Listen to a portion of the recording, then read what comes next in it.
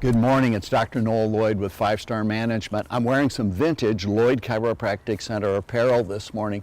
This is a jersey from a girls softball team that I sponsored 38 years ago. But enough about that. Let's talk about patient retention. Patient retention is so important to being a successful chiropractor. When you have patients that are retained in good chiropractic care plans, those patients get the best that chiropractic has to offer.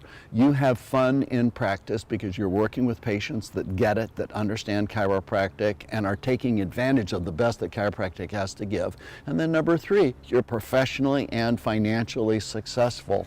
In the previous 3 blogs, I've covered these things. Number 1, the picture of retention, using the 3 phases chart to show people the map visually between where they start in relief and where they want to end up in wellness. Also to show them the landmarks, also to show them their health goals so that they can get a picture of where they're headed.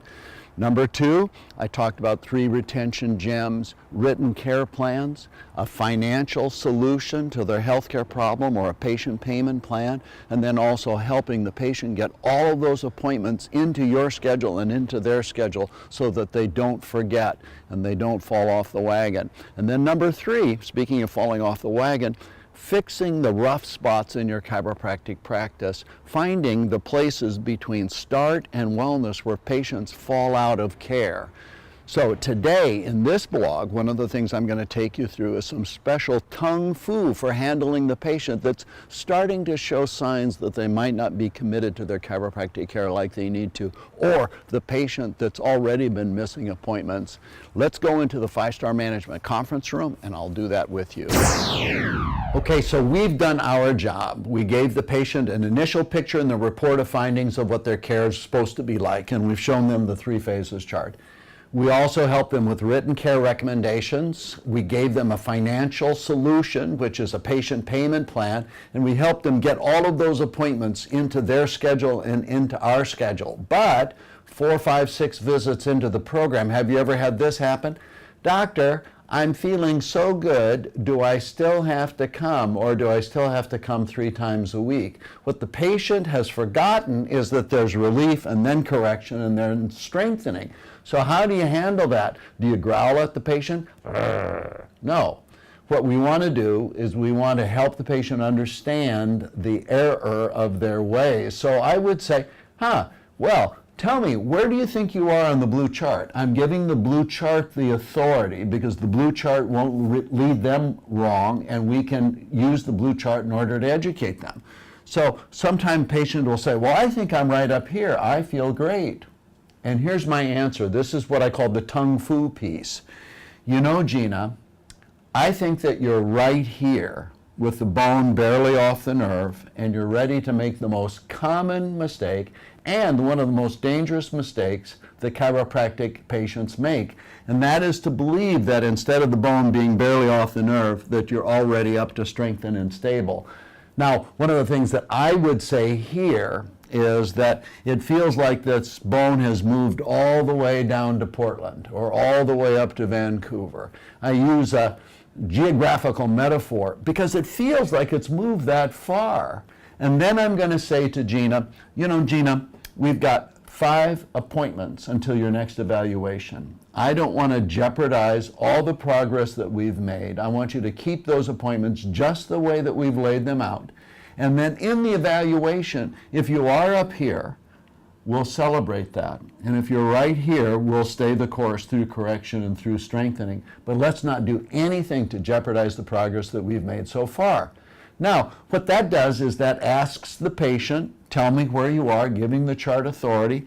I get a chance to answer them, refresh their memory on correction and strengthening. So that's the first piece of tung fu. Now, this is the second piece of tung fu. This is for the patient that is already treating their appointments like a dirty diaper. They've missed schedule appointments, they don't show up on some days, and so they're back in the office, and I'm going to say, you know, Gina, you're scaring me with the way that you're treating your chiropractic care schedule. I've been a chiropractor now for 40 plus years, and I have seen missed appointments hurt more good chiropractic patients than anything. And so please don't miss your appointments. You're jeopardizing all the progress that we've made. We've got 5, 6 appointments until your next evaluation. I want you to do those exactly the way that we laid them out. We'll go through your evaluation. We'll see how far you've gone. If we can cut you back at that point in time, we will. And if you need just the same schedule that we've outlined, I'm going to ask you to recommit to that. So the tung fu piece here is that I'm not going to growl at the patient for not doing what I asked them to do. Don't make it a power struggle between you and them. I'm going to tell the patient who I truly care for, you're scaring me. Now, I've been a chiropractor for 43 years. I have never seen anything hurt more chiropractic patients than chiropractic patients starting to treat their care schedule like a dirty diaper right after they get over the pain line. So 2 pieces of kung fu. First, the patient who's holding on to their schedule but asks if they can be cut back. You ask them where they are on the blue chart. Secondly, the patient who's already treating their chiropractic appointments like a dirty diaper, and you tell them, you're scaring me. I've never seen anything hurt more chiropractic patients than missed appointments. Please don't do that. So you come from the heart position on their behalf, and then you ask them to commit to their next reevaluation, and their next reevaluation, it gives you an opportunity to work with the patient and maybe a modified schedule, but you want to keep them in care so you can eventually deliver them to wellness.